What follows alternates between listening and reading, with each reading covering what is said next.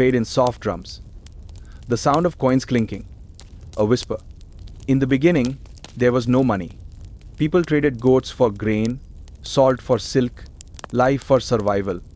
But one idea, one invisible invention, would rewrite the fate of every empire that ever existed. From ancient traders on dusty roads, to bankers in marble halls, to coders mining digital gold, money has been the most powerful story humanity ever told itself. And yet few truly understand it. What is money, really? Who decides its worth?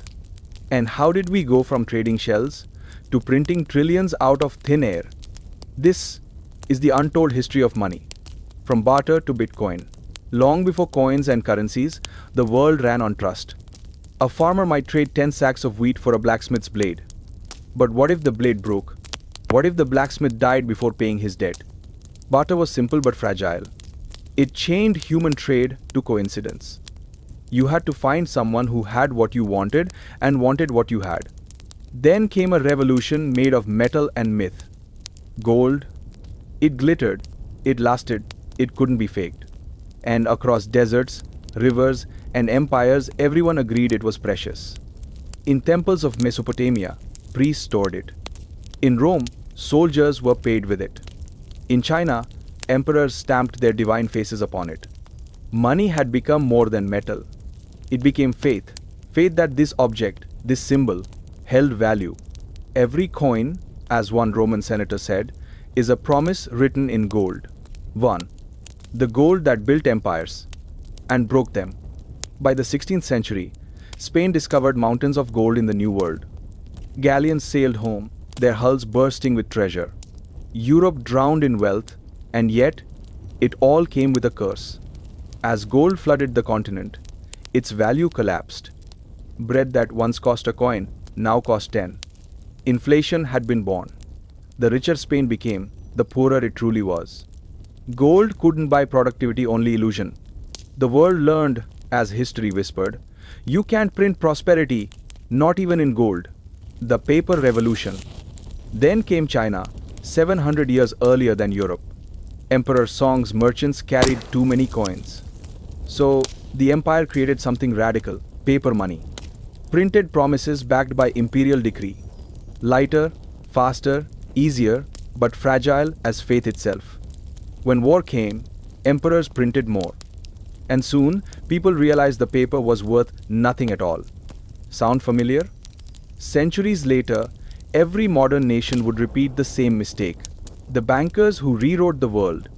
Fast forward to 17th century England. The king was broke, wars drained the treasury, and the crown turned to private bankers. They offered loans in return for power. Thus, the Bank of England was born. And with it, the modern concept of central banking. Money was no longer gold. It was debt. Every note in your wallet, a promise to pay. And for the first time in history, nations realized you didn't need gold to rule the world. You just needed belief. If people believe money has value, it does. Until they stop. The digital mirage. 2008. Markets crash. Banks crumble. Trust evaporates. Then out of nowhere, a mysterious figure named Satoshi Nakamoto writes a message on an online forum. A purely peer-to-peer version of electronic cash. Bitcoin is born. No banks. No governments. Just code and mathematics. For some, it was freedom. For others, chaos. But beneath it all, Bitcoin wasn't rebellion, it was a reminder. A reminder that money was never real. It was always a story we agree to believe. Every collapse, every boom, every empire, all traced back to one fragile thing, trust. When trust grows, economies bloom. When it dies, nations fall. From Rome's golden denarii to Weimar's worthless paper, from Wall Street's digits to Bitcoin's code, the pattern never changed. Money is not gold, it's not paper, it's not crypto. It's faith wrapped in a number. And faith can vanish overnight. So what does this 5,000-year journey teach us?